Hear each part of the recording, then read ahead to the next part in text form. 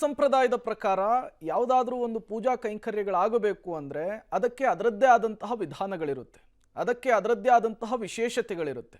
ಇವತ್ತು ರಾಮ ಮಂದಿರದಲ್ಲಿ ಪ್ರಾಣ ಪ್ರತಿಷ್ಠಾಪನೆ ಇದೆಯಲ್ಲ, ಈ ದಿನಾಂಕಕ್ಕೂ ಕೂಡ ಒಂದು ವಿಶೇಷತೆ ಇದೆ.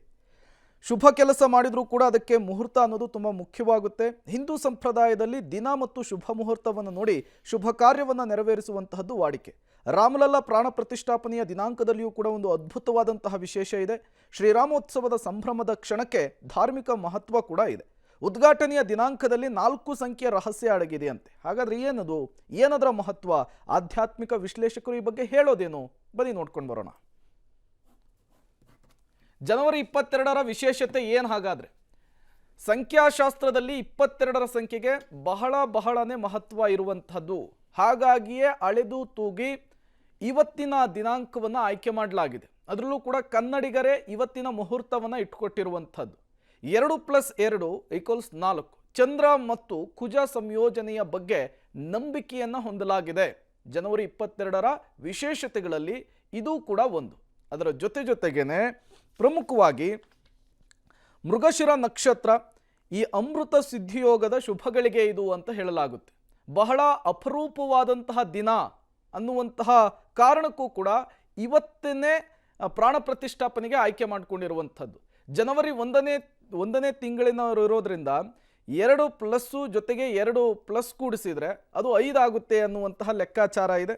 ಅದರ ಜೊತೆಗೇನೆ 84 ಸೆಕೆಂಡ್ಗಳ ಮಧ್ಯೆ ಪ್ರಾಣ ಪ್ರತಿಷ್ಠಾಪನೆಯ ಪೂಜೆಯನ್ನು ಮಾಡಬೇಕಾಗುತ್ತೆ. ಮಂದಿರದ ಉದ್ಘಾಟನೆಯ ದಿನಾಂಕದಲ್ಲೂ ಕೂಡ ಸೂರ್ಯವಂಶದ ನಂಟಿರೋದನ್ನು ಗಮನಿಸಬೇಕಾಗುತ್ತೆ.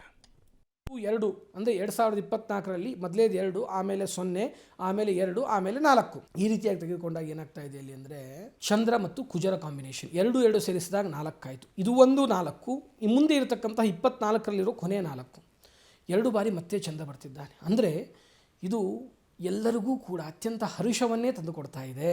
ಚಂದ್ರ ಮನಸ್ಸಿಗೆ ಎಲ್ಲರಿಗೂ ಮುದವನ್ನೇ ಕೊಡ್ತಾ ಇದ್ದಾನೆ. ಆ ರೀತಿಯಾದಂತಹ ಹರ್ಷ ಅವತ್ತು ಪ್ರಾಣ ಪ್ರತಿಷ್ಠಾಪನೆ ಆದ ನಂತರದಲ್ಲಿ ಅದನ್ನು ಕಣ್ಣು ತುಂಬಿಕೊಂಡ ಎಲ್ಲ ಜನರಿಗೂ ಆಗುವ ಸಾಧ್ಯತೆ ಇದೆ. 22 ಅನ್ನೋದನ್ನು 4 ಮಾಡಿದ್ದೀವಿ. 2, 4, 4ಕ್ಕೆ ತಿಂಗಳನ್ನು ಆ್ಯಡ್ ಮಾಡಿದಾಗ ಏನಾಗ್ತಾ ಇದೆ, 5 ಆಗ್ತಾ ಇದೆ. 5ನೇ ರಾಶಿ ಬಂದು ಯಾರ ರಾಶಿ?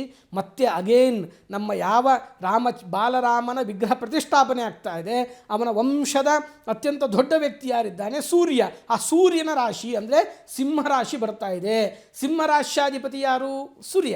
ಅವನು ಕೂಡ ಎಲ್ಲ ಕಡೆಯಲ್ಲಿ ಒಳ್ಳೆಯ ವಿಧವಾದಂತಹ ಪ್ರಸಿದ್ಧಿ ಪ್ರಚಾರ ನಾವೆಲ್ಲ ಕಡೆ ಕೇಳ್ತಾ ಇದ್ದೇವೆ. 2 ಅಂದರೆ 2024ರಲ್ಲಿ ಮೊದಲೇದು 2, ಆಮೇಲೆ 0, ಆಮೇಲೆ 2, ಆಮೇಲೆ 4. ಈ ರೀತಿಯಾಗಿ ತೆಗೆದುಕೊಂಡಾಗ ಏನಾಗ್ತಾ ಇದೆ ಅಲ್ಲಿ ಅಂದರೆ